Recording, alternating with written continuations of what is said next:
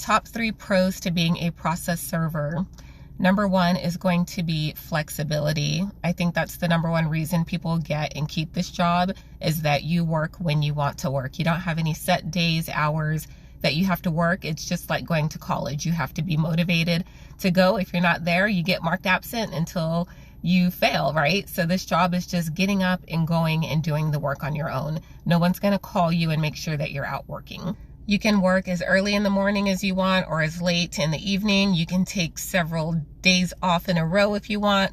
The only thing that you're really beholden to is some papers, you do have to serve them within a certain time frame. So as long as you get them done in that time frame, whether that's serving it or finishing out all your attempts, the company is okay with that.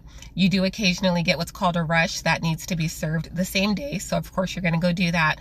But basically you just work when you want to work.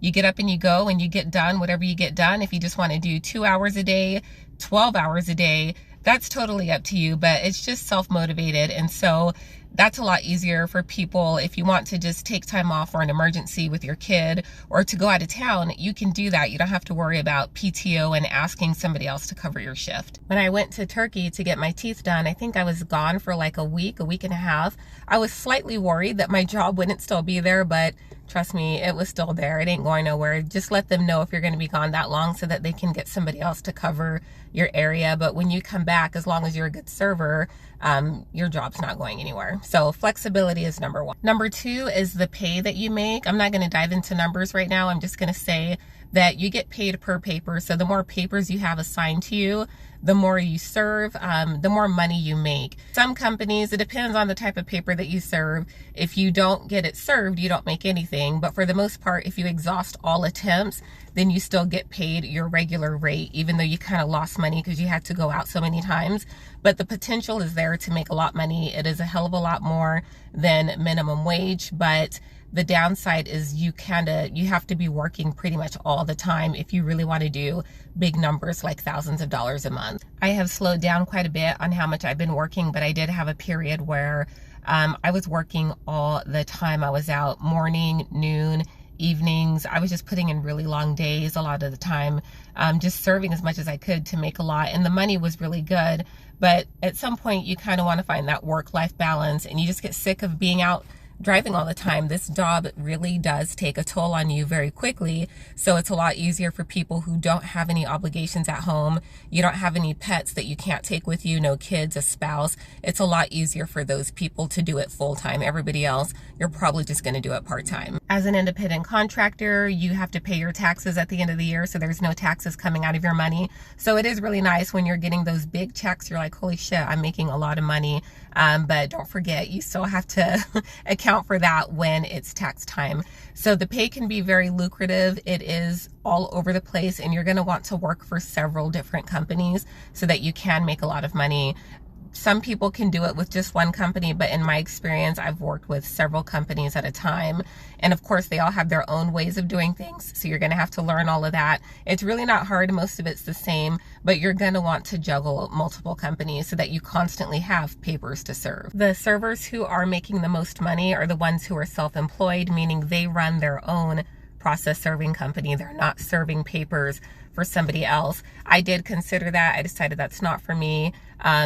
Because I don't want to make a career out of this. But in order to work for yourself like that, you need to go and solicit a lot of lawyers and try to convince them to hire you over somebody else. And it takes a while to build up that type of clientele. So where you're taking the full fee for yourself instead of the fee mostly going to somebody else that you're working for, and then they give you a small portion of that. So those people are doing the best. But again, unless you want to be in it for the long haul, it's better to just go work for somebody else. Lastly, this isn't passive income. If you're not serving, you're not making any money. So you're going to feel that pressure to be out working every single day. Even when you take days off that are up to you, you kind of feel like, shit, I didn't make any money that day. Now I have to go harder when I do go back out and work. So you're going to have to figure out that type of balance. But yeah, if you're not out driving, you're not making anything. And there's going to be days where you spend hours driving and you still didn't make that much, but that's just the grind.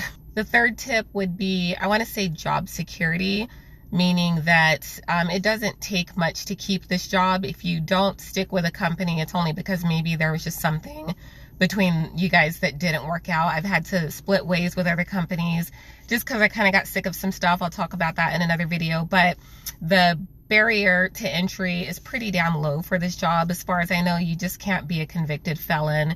You don't really need to have any experience. You don't need to have a degree. It's the first job I've ever had where I was able to make more money than I've ever made working some minimum wage job in customer service, retail, food industry. So this is hands down much better than any of those basic level jobs that you can get if you don't have a degree or any type of connections. So it's an easy job to get, and it's pretty much an easy job to keep because the turnover rate is so high. Maybe not every company is struggling to find a server, but the ones that I've worked with, including the largest one I worked with, they were just secretly irritated. They would make passive aggressive comments about how they were having a hard time keeping servers, probably because you don't pay enough. But anyway, that's another story. But they're just always looking for people. I have no idea where they find process servers. I just know that I found them on my own, and that's how I was able to get the job. But I don't know where they advertise looking for people. But they are always in need of someone because this is a very difficult job to get up and go do every day, considering everything that I told you guys about in the other video about the top 3 cons. It's just not that easy. It sounds great, but once you really get into it and realize it's real work, it's tough. You know, it's a real tough mental decision to keep going. So I would say as long as you're not on real bad terms with somebody, even if you need to take a break for a while, they will take you back. All right, so those are my top 3. Let me know if you've ever been a process server, considered it, or known somebody else who's done it. Sometimes I'll serve people and they're like, oh, my sister's a process server. So I get it. I know what you guys are dealing with, and that's why they're nice to us. But it's just one of those little known jobs. And I only found that through notary work that I do occasionally. So it's just one of those little known jobs. People don't really know about it. You hear about it and stuff on TV, like celebrities getting served papers, but most people don't seem to know about it. So it's real interesting stuff.